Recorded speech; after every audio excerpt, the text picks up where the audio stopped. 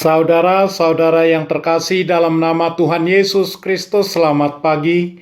Mari kita beribadah sejenak.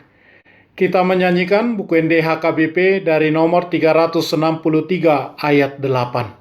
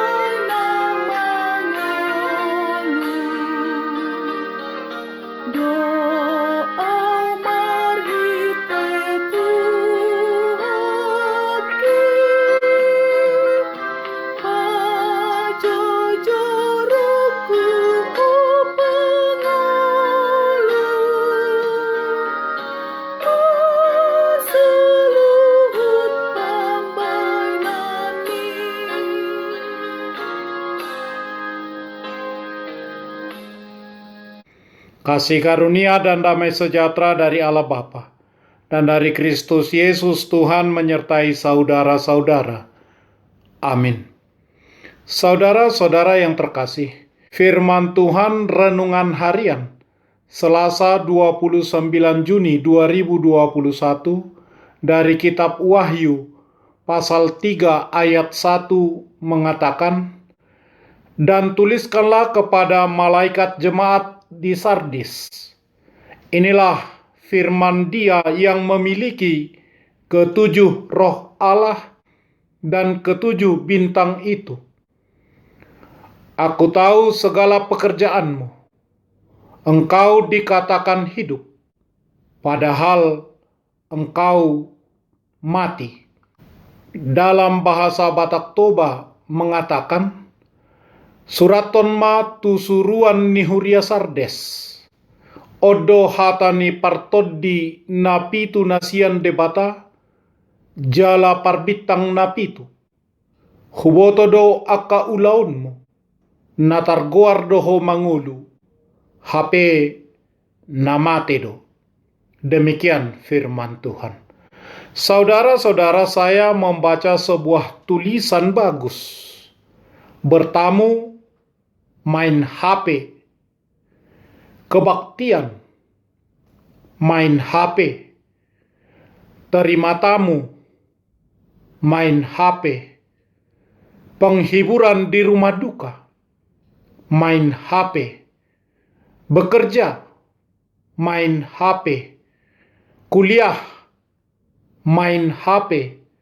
Belajar, main HP. Sambil makan, main HP. Di tengah keluarga, bersama keluarga, main HP. Kiamatlah duniamu tanpa HP. Kadang terlihat dua orang saling duduk berhadapan, saling duduk berdampingan, tetapi tidak berbicara sama sekali, karena salah satu atau keduanya sibuk main HP. Kalaupun harus berbicara, akhirnya keduanya tidak nyambung dan muncul sikap yang masing-masing tidak peduli. Punya masalah pun tidak lagi mendatangi orang tua, tidak lagi mendatangi keluarga, tampilkan di media sosial, curhat di media sosial. Manusia menjadi ada, tetapi tiada teman, tiada sahabat, tiada tempat curahan hati. Hidupnya adalah ponselnya. Karena itu, Bangunlah saudara-saudara, bangunlah. Saat orang tuamu bertamu, simpanlah HP-mu. Saat suami istri sedang duduk bersama, simpanlah HP-mu. Saat ibu bapak berbicara, simpanlah HP-mu. Saat tamu berkunjung, simpanlah HP-mu. Saat rumah berantakan, perlu dirapikan, simpanlah HP-mu. Saat makanan enak harus dihidangkan, simpanlah HP-mu. Saat waktunya tidur nyenyak, simpanlah HP-mu. Perhatikan duniamu dengan seksama. Saudara-saudara, kitab Wahyu pasal 3 ayat 1 ini bagian dari penglihatan Yohanes yang ditujukan kepada jemaat Sardis. Kota Sardis adalah kota yang kaya pada zaman itu, merupakan ibu kota dari Lydia yang jaraknya kira-kira 30 mil dari Tiatira. Kota tersebut terkenal dengan pabrik wol, juga terkenal dengan penyembahan berhalanya. Penyembahan kepada dewi lebih diutamakan. Berikut penyembahan kaisar.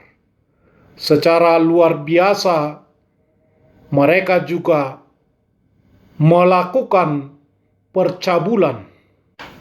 Sehingga karena praktek keagamaan yang sedemikian parah, maka pengaruhnya menyusupi jemaat Sardis.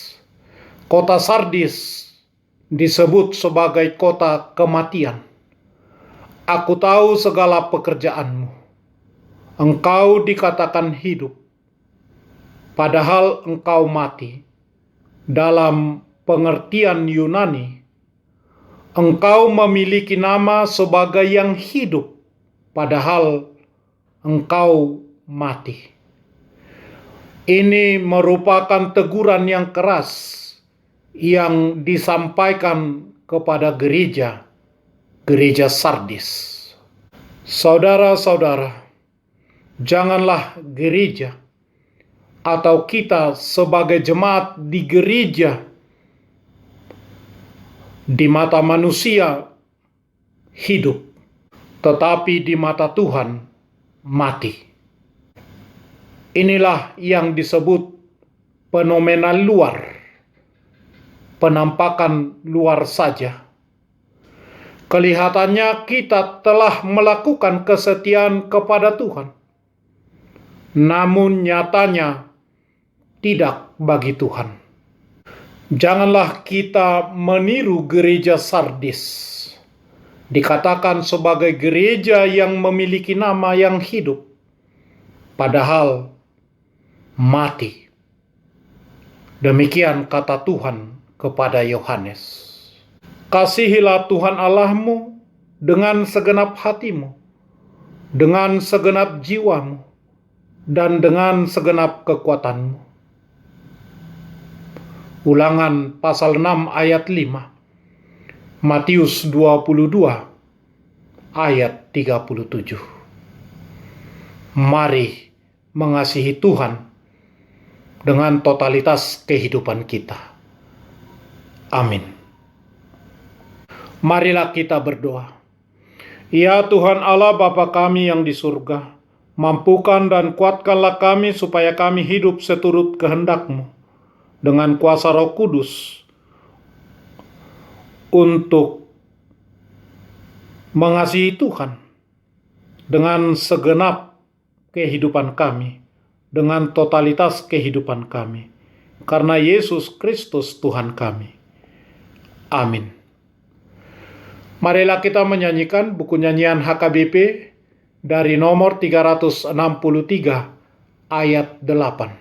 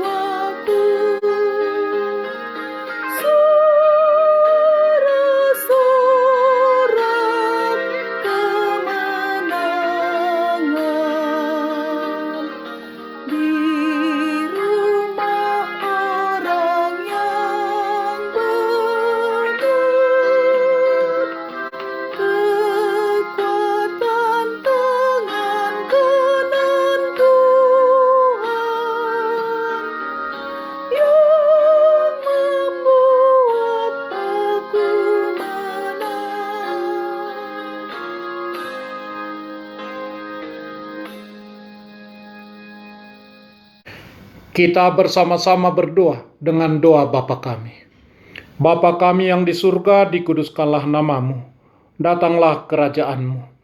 Jadilah kehendak-Mu di bumi seperti di surga.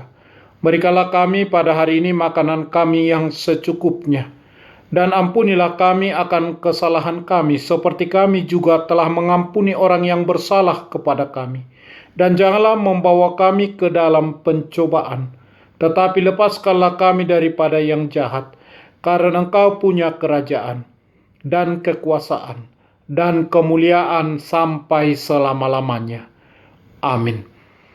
Anugerah Tuhan Yesus Kristus, kasih setialah Bapa, dan persekutuan Roh Kudus menyertai saudara-saudara.